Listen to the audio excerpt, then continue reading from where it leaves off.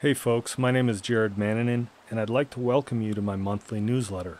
At the beginning of each month, I publish a newsletter filled with photos, videos, artwork, links to my other projects, and an essay that I hope will provide food for thought and a starting point for meaningful conversation. Keep in mind, however, that these video versions of my newsletters have been modified from their original format. So if you want to read any of my previous newsletters, visit jaredmannanen.com. Thoughts about protecting our time. Embracing the moment is at the heart of every immersive experience. You have to be here and you have to be now if you want to experience that feeling of being swept up in a thing. And I know you do because we all do.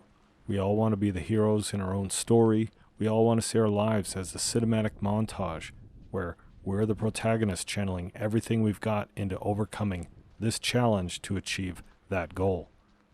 What this ultimately means is that we don't actually have to thru hike the entire Pacific Crest Trail, for example, in order to have an immersive outdoor experience.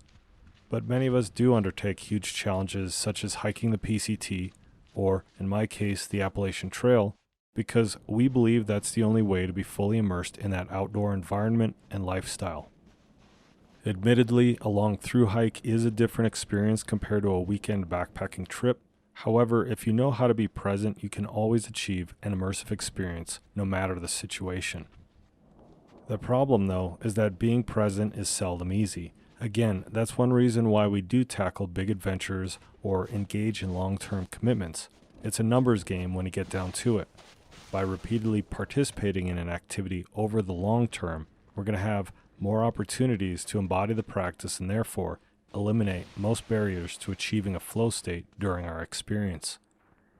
I'm sure I've said this before regarding proficiency, but if we only do a thing a couple of times a year, for example, we're going to be spending most of that time relearning the rules or processes involved. As a result, we'll experience the actual activity to a far lesser degree.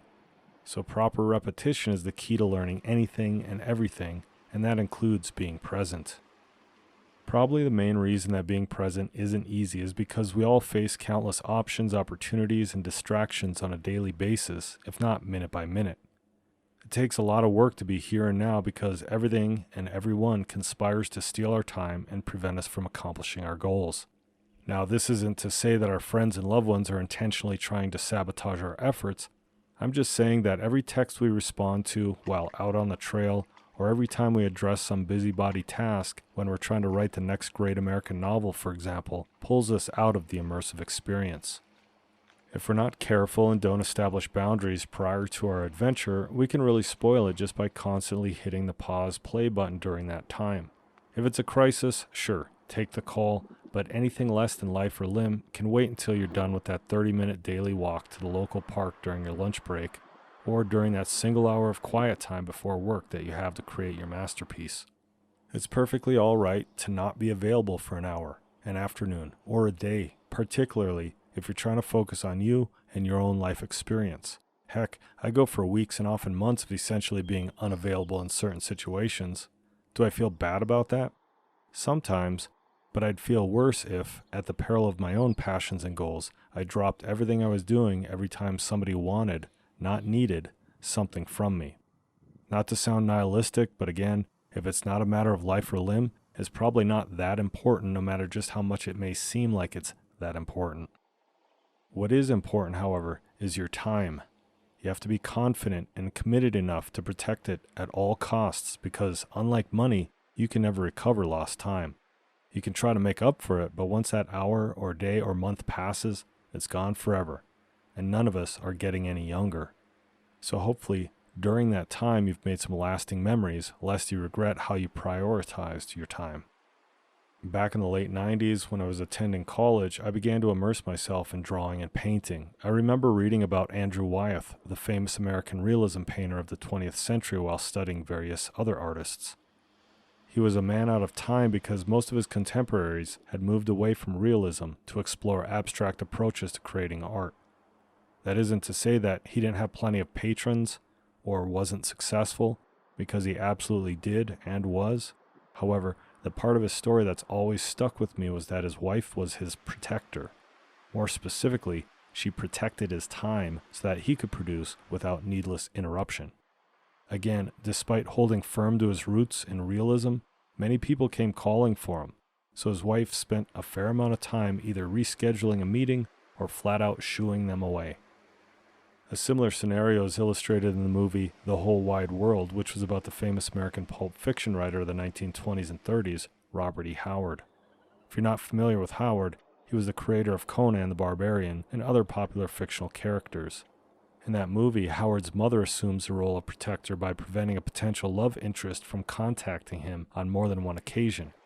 Keep in mind that Howard and his mother did have a unique relationship, and she wasn't necessarily always looking out for his best interests. However, that doesn't negate the fact that she knew enough to fend off potential disruptions while he was writing. Watch the movie and you'll see that he totally gets into a flow state while being completely immersed in the writing experience. Somehow I wandered down this path of lesser-known movies, so I'll share with you a quote by the absurd, comical, and satirical movie Art School Confidential. In one of its scenes, an older artist is trying to describe his creative process to a much younger fellow who's looking for a fast track to stardom.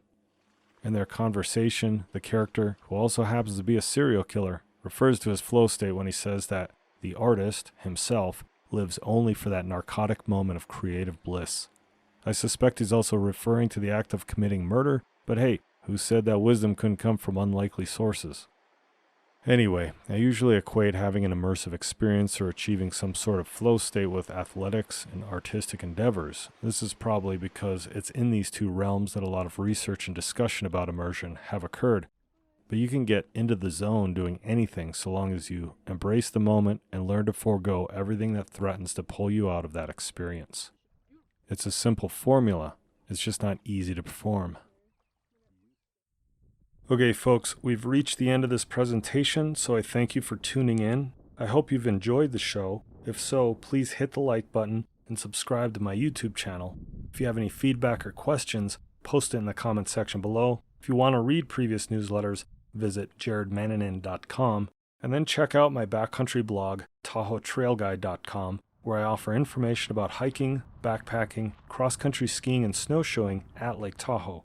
I also write general and how-to articles about those activities, as well as informative articles about Sierra Nevada, flora and fauna, and the local history of Lake Tahoe. Thanks again, and take care, everyone.